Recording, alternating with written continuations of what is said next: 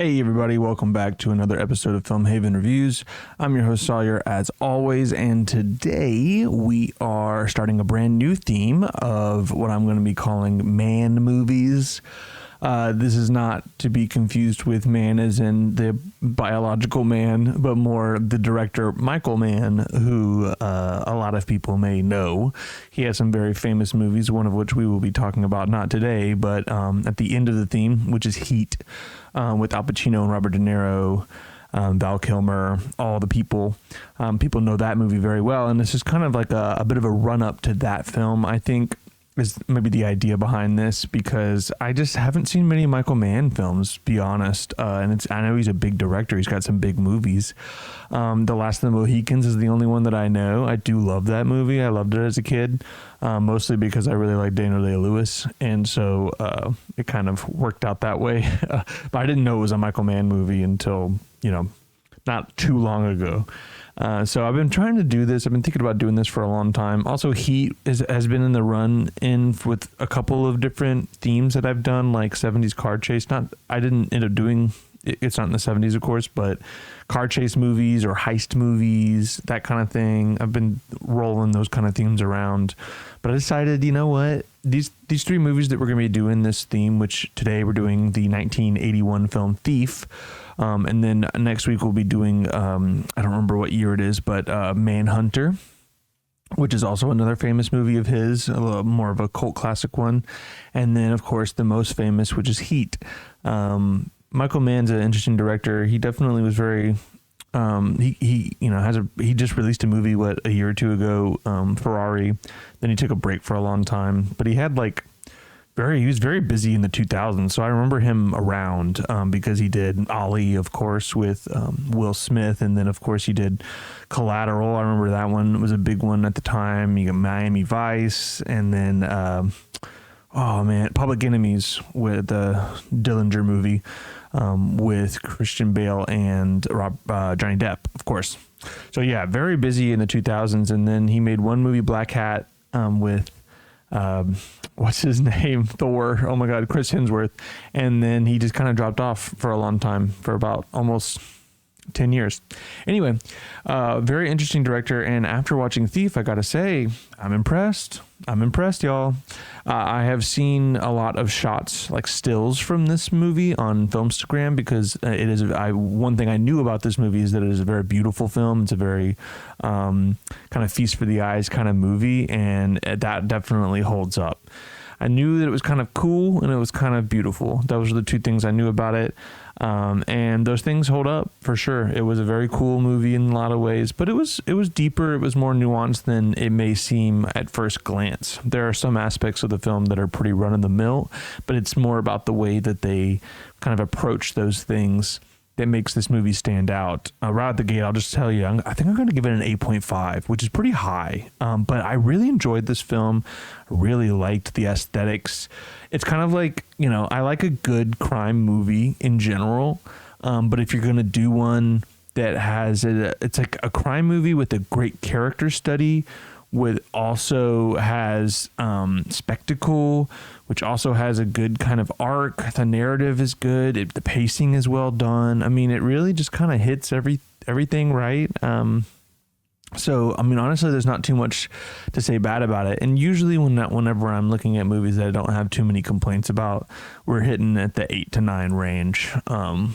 So and talking, this kind of reminds me a lot, honestly, of the Walter Hill theme that we did, the Walter Hill Origins. This is a bit of a Michael Mann Origins film theme, because this movie in particular is like his first real movie. I think he made a TV movie before and a lot of shorts before that. But this was like his big bursting out onto the Hollywood stage, and using someone like James Caan was a really good idea. And also, weirdly, the kind of sidekick for James Caan in this movie is Jim Belushi. And it was early days because his name was literally James Belushi on the title credits. And I'm like, I think I know who that is. But anyway, that was very interesting. He does play a little bit of an oaf, but he's a lot more serious than a lot of the other movies that he acts in, where he's much more of a kind of a silly character. I'm thinking like what's the movie? Oh my God, True Lies, right? The kind in the James Cameron film with Arnold Schwarzenegger. He's kind of the dumb sidekick. He kind of plays that same role here, but a little bit more toned down. He's definitely more competent in this film. Does a good job though, I have to say. I was impressed by his performance. Impressed by everybody's performances. The acting was great all around. James Caan in particular he is carrying this movie, even though he doesn't need to. Everybody else is doing a good job, but he is just leagues above everyone else. His characterization, you could definitely tell that he knew this character that he was playing inside and out. He was living that character. Obviously, I don't think he's method acting or anything, but for example, he went out of his way to not use any contractions and to speak very slowly and deliberately with his words, because he felt like his character wouldn't want to be repeated. Basically, that's the way he kind of headcanoned it. But that kind of shows the kind of thinking that he's kind of putting into this character. He's thinking, oh, this is what Frank would do. That's the main character, Frank. This is what he would do, so I'm going to do it that way. Kind of bleeding the acting in, like the acting style in with the characterization that he's making of his character, which is really cool. I thought that was really well done. You can tell that he was very dedicated to this role, and the movie itself is really about him, right? Speaking of which, we should probably get into what the story is. I'll read from the storyline from IMDb because that's the one that's a little bit more it's a little bit more in depth, so you get an idea of what the narrative actually is. So here we go, and of course it's a doozy. Frank is an expert professional safecracker, specializing in high-profile diamond jobs. After having spent many years in prison, he has a very concrete picture of what he wants out of life, including a nice home, a wife, and kids. As soon as he is able to assemble the pieces of this collage by means of his chosen profession, being a thief, he intends to retire and become a model citizen. In an effort to accelerate this process, he signs on to take down a huge score for a big-time gangster. Unfortunately, Frank's obsession for his version of the American dream allows him to overlook his natural wariness and mistrust when making the deal for his final job. He is thus ensnared and robbed of his freedom, his independence, and ultimately his dream. So that was a really good breakdown, honestly, of what this film was. And I think you can kind of see the nuances within this movie more than just like a regular crime, film. I mean, in some ways you can kind of see it as a one last job kind of movie where it's like, I'm just going to do this one more time, then I'm going to ride off into the sunset. And of course, it's never that simple. But they really break down that idea and maybe make it a little bit more relatable to people who have made organized crime and kind of like their profession. Or in this instance, right, he is a thief. He specifically throughout his thieving career has tried to keep his hands clean. I do the one job. I'm an independent contractor. I don't work for anybody. You just pay me to do this one thing and then I'm out. No strings attached. So like it says in the storyline there, the breakdown, he doesn't want those strings. He wants to make sure that because he's wary of, like, basically, you get attached to a mob boss and it's never that simple. It's never just do this one thing. Then they give you some favors and then you start, next thing you know, you can't just leave if you wanted to, because it's like, I've done all this for you kind of thing. I've made your life and now you owe me. And that's exactly what he's been avoiding this whole time, because he wants to ride off into the sunset. Now, he wants that, but I have a couple of kind of points about that, I guess, which I think is interesting. It's nothing against the movie. It's actually more of just showing Frank's complexity and maybe his lack of I guess his idea of the American dream is warped in a way that maybe a lot of people's were at the time in the 80s. And this is really more of a late 70s film. It feels that way. It definitely is like the birth of the 80s, if that makes sense. 1981 being a huge, huge year for movies, as we've just talked about recently with movies like The Thing, like in horror and stuff like that. But it's just interesting to see that he thinks that the American dream is doing this one big job, making a ton of money, and then riding off into the sunset. And the truth is, he literally owns a car, like a car dealership. Like it's a nice car dealership. And one of the most famous kind of shots that I see on Instagram all the time is that shot of him kind of going into the car dealership at night, and you see the string lights above kind of reflecting on all the shiny cars and the neon lights around. And it's a very beautiful shot. But I'm looking at that and I'm like, look at all those assets you have. Look at this. Like I mean, most people would dream to own their own car dealership. That's like an incredible venture to be a part of, and you can have a nice life with that. But it's like, it's never enough, right? The American dream is just to keep growing and growing and growing, and not really knowing when to stop. And that is in some ways what's happening here. He just did a big job at the beginning of the movie, made a ton of money, just stop right there. You know, it's like, it's gambling. It's kind of an American obsession, right? With greed, with money. And he kind of, I think honestly, he innocently kind of falls prey to that kind of thinking. I think that he overall really, even though he has definitely not a good guy, he has a warped sense of morality that is based off of, I mean, this is one of the reasons why the movie was so good, is that there are scenes like when him and his new girlfriend who he's trying to start a family with, when they try to adopt, and they're at the adoption agency, and he's like getting mad because his record is not very good. He was in prison for like 10 years and all this kind of stuff. And he basically says, I was state raised. Like, I know what it's like to be a child in this system. So if anyone's like kind of has the credentials to be a parent, it's me, especially of someone in the system. But that was a really good way of just like very subtly just giving you so much background on his life, because you don't know about his childhood. But that's that one line in the middle of a rant where he says he's state raised. You can just like imagine, and it suddenly a lot of things make sense, right? His whole attitude, he's very just like, no one gets anything on me. I'm individualistic, likes his control, that kind of stuff. And it makes sense because he probably grew up without a lot of control. And then once he goes into jail for 10 years and he has this mentor who's a master thief, that's how he learns all this stuff through the jail system. He talks about that too, how you have to kind of have to learn to not process time correctly. Like you're like, oh, time is not a thing, because you can't count months and years or you'll go crazy. You have to just kind of like not care about anything. There's like a certain nihilism that he had to learn in prison.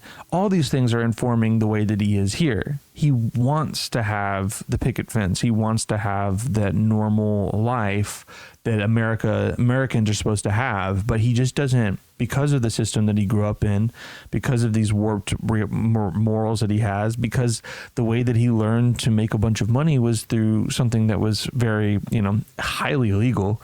And he's also living in this system where the cops are also not good either. There's no good guys in particular, because the cops are like pulling him over and they're trying to like shake him down and tell him to work for them. And he's like, I'm not working for anybody. I'm not working for the mob boss. I'm not working for you, and the mob is just as bad as the police, and the police are just as bad as the mob. And so I think that's one of the things that's good about this movie, is that moral compass that he has. At least he has some kind of morals that he wants to stick to.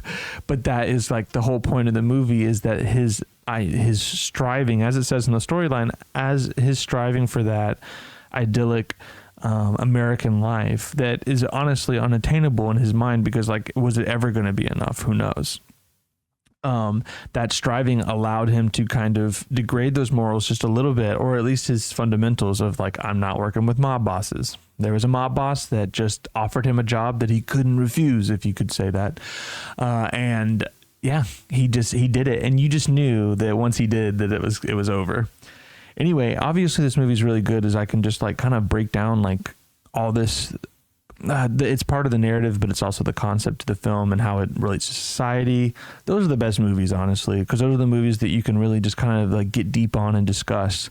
And even though on the surface level, like I said before, that this is kind of a run of the mill movie, right? It's about like, even just like the way that the pacing is, that starts off with he's a big thief, right? Like the movie's called Thief. It's about a thief. You could think of like a Jason Statham movie nowadays, where he's like there was a recent one called Worker or something, like construction worker. But the idea is that he does this one thing really well, And then of course the movie opens with him doing a big job, and then there's a big job and towards the end of the movie. Those are really the only times he's actually being a thief, and that's what makes this movie good, is that even though it is like I'm trying to get out of the business and I'm going to do one big job, you know, that's very archetypal in a way. Most of the movie is more about James Caan's character, Frank, and how he interacts with this world that he's in and how his morals kind of rub up against them. So I thought that was really cool, how they took kind of a run-of-the-mill narrative and made it complicated and made it something that you could relate to society. So that was really cool. But what I really need to talk about, the main thing to talk about with this movie, is the cinematography, because it's awesome. I mean, this is one of those movies, and this is like, and done in a really classy way too. Some movies can have so much cinematography that it's distracting, where it's like, okay, we see you're really trying all the time, and it's almost like annoying.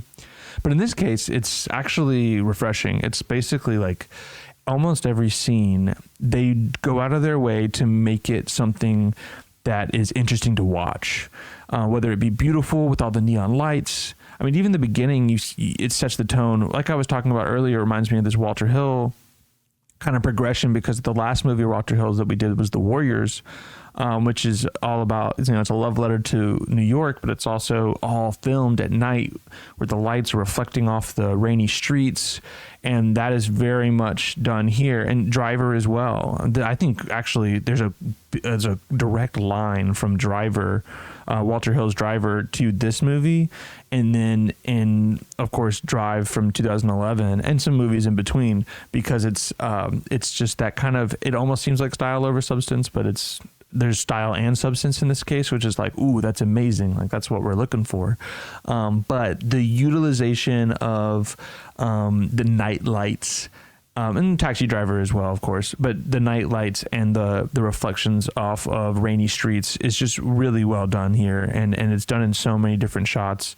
And even just the beginning, there's like a cutaway to this like rainy night with the moon in between two alleyways, and you see the fire escapes, and it's kind of descending down the alleys, and the music is really good. Very good. You know, I've been kind of ragging on some bad 80s soundtracks lately in some of the movies I've been covering, but this time the 80s soundtrack worked really well. I think in the intro is a good example of that, where Frank is working on this, you know, kind of intro job where he's cracking a safe and he's using a drill, and the drill would normally be really annoying, right? Like, oh my God, like this is like a loud thing and no one wants to actually listen to that in a movie. But they use this droning 80s soundtrack over the drill, and it almost becomes part of the score, which I thought was like really well done. And it kind of has a double effect, right? It gives you the tone of the 80s, but it also helps you kind of mesh into that that scene. So in general, that score just really comes in a lot.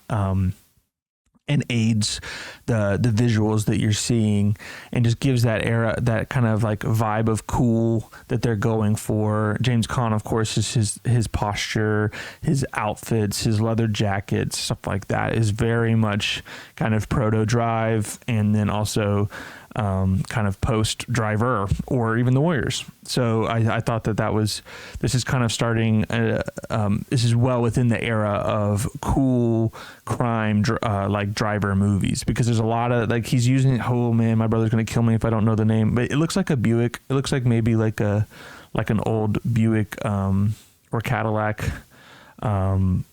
like a Buick Regal, I think, maybe. But it's this black car that he's driving the whole time, and it's used to great effect, as well as you'll see the reflection. There's a great shot, a couple shots actually, but there's one towards the end where it's the shot is on the top of the hood while he's driving, and the reflection of like the neon lights and the lights in the nightlife is kind of going past the hood as he's driving. Really, really cool stuff right there. And just tone setting, all that kind of stuff. You really felt the vibe in this film. And so on top of all the other narrative things, that's just great. Also, just like they make every even benign scenes interesting, is kind of what I was getting to at the beginning of this. Talking about the cinematography, is that like there's a shot where he just sits down by a guardrail, and there's like to read a letter from Willie Nelson, who is his like master thief mentor in jail. But anyway, he sits down and it's just framed well. He's like using the rule of thirds. He's sitting on the right third, and you see the fence behind him, and the fence is like a perfect backdrop. It's very like kind of symmetrical and just like interesting to watch. Like it's a beautiful film, and that's just like one little tiny shot that could have easily just been like, okay, sit anywhere and shoot. But there's tons of use of color. There's a bar that they go to throughout the movie that's like kind of green themed, and then that comes back a lot. Even in the scene where he goes to like a plating company, it's like this industrial office building. When they get into the guy's office, there's a beautiful kind of windows above the desk, and in the backdrop to this kind of intense scene, you see the bridge going over, and there's like vehicles and trucks driving past, and like just that setup was just great. And it's just like, this is just an office scene movie. How many mob movies have had this kind of office scene movie scene? And it worked. It was just like, that's what I mean. Like every little scene had like, they're sitting at a diner and they're talking, they're just having like a really good dialogue scene. So like the substance is there, but in the background you see the kind of like the greenish street lights in the back that are ballooned out like astigmatism kind of thing. And it's just a very stark and beautiful image with lots of use of color. So I just thought that the cinematography was just on another level. I can see why people are taking snippets of this film and using it for Instagram posts and stuff like that, because it is just like on pretty much all levels, it's a beautiful film. So yeah, I mean, that's pretty much it. I think, as you can tell, there's a lot to get into when it comes to discussing like what the movie means, James Caan's character, his characterization, his acting. I don't want to ruin the ending or anything like that, but I think you can guess that it didn't. It's not going to go exactly his way as it says in the storyline. But that ending scene too is very interesting. It kind of goes into some new areas. I'll leave it at that. But yeah, it's really about the cinematography. The score is really well done. The acting is awesome. And then the story itself is just, they took what could have been a very trite film and they turned it into something that you can really dig into. So I think 8.5 is a perfect score for this film. And it makes me really excited to see Manhunter. If we look at the IMDb, it has a 7.4 user score. I don't know. Let's look at the critic score. The critic score is 78, which is also pretty good. That's like a high. I mean, if you get into 80 on a critic score for a movie, especially one that's had the test of time, like from 81, and has had a lot of critics kind of over the years coming back and talking about it, that's really good. It means it holds up. But then Manhunter is 7.2, so it goes down a little bit. Well, we'll see how they stack up next week. Very excited to talk about that film. But yeah, I hope you guys enjoyed this episode. And I will see you. Wait, what do I always say? I'm like forgetting my lines at the end. I hope you guys have a great week this week, and I will see you next Friday.